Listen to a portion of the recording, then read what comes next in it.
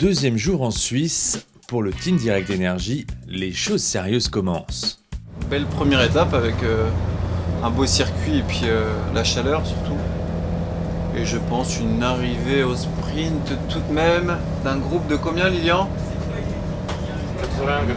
Allez, 80-90. Mais une petite échappée dans un premier temps. Et là, Un maillot à poids. là, faut essayer là. Avec la chiclette de Périg. Beau maillot à poids à la clé. Non, moi, pas de maillot. En effet, 4 cols de 3e catégorie sont répertoriés aujourd'hui, de quoi constituer un obstacle pour une partie du peloton. Ce qui est sûr, c'est qu'il n'y aura pas tout le monde pour le sprint. Mais ça peut arriver au sprint parce qu'il y a pas mal de sprinters et je pense que les équipes de sprinters vont avoir à cœur de gérer un petit peu les ascensions et tout ça parce que toute la fin de semaine est très difficile. Il y aura certainement plus de sprint après, à part peut-être l'avant-dernier jour. Mais pour ça, il faudra passer toutes les difficultés. Donc tant que les sprinters sont encore frais, je pense qu'on a des chances que ça arrive au sprint aujourd'hui. Mais cette première étape en ligne semble idéale pour se lancer dans une échappée. C'est une bonne journée à passer devant, je pense. Après, on va voir comment le début d'étape se déroule. Mais c'est sûr que ouais, je vais essayer d'être devant. Pour prendre des points, après on va voir comment ça se déroule.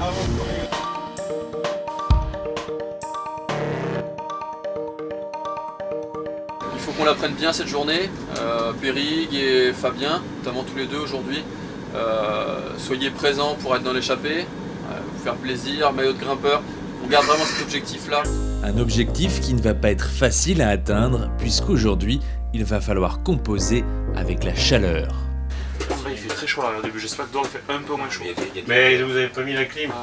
Vous la voulez pas la clim? Je suis non, pas trop. Ah ouais. La chaleur est toujours un problème pour l'effort. Bon, aujourd'hui quand même, c'est pas caniculaire quoi. C'est une température, je pense que la plupart des garçons sont habitués à faire des efforts dans cette température-là. Après, on leur fait les recommandations d'usage, à boire un petit peu plus que d'ordinaire.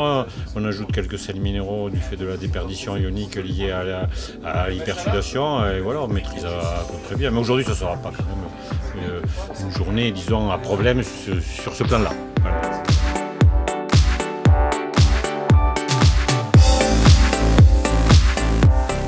Dès les premiers tours de pédale, Périg Kemener accompagne 2 fuyards dans une échappée au long cours. Rejoints par un 4e homme, leurs 2 minutes d'écart fondent dans le dernier tour de circuit. La jonction avec le peloton s'effectue à 27 km de l'arrivée.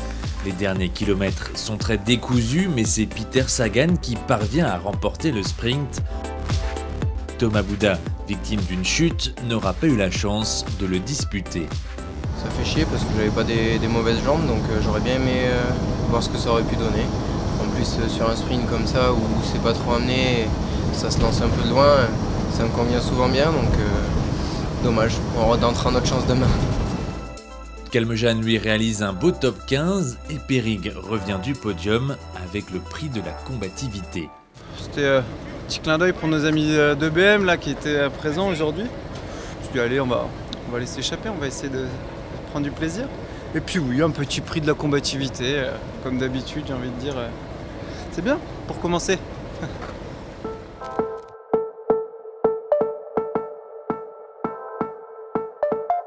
Pour la 3e étape, demain, c'est 182 km qui sont au programme, avec une route encore un peu plus vallonnée et 5 cols de 3e catégorie.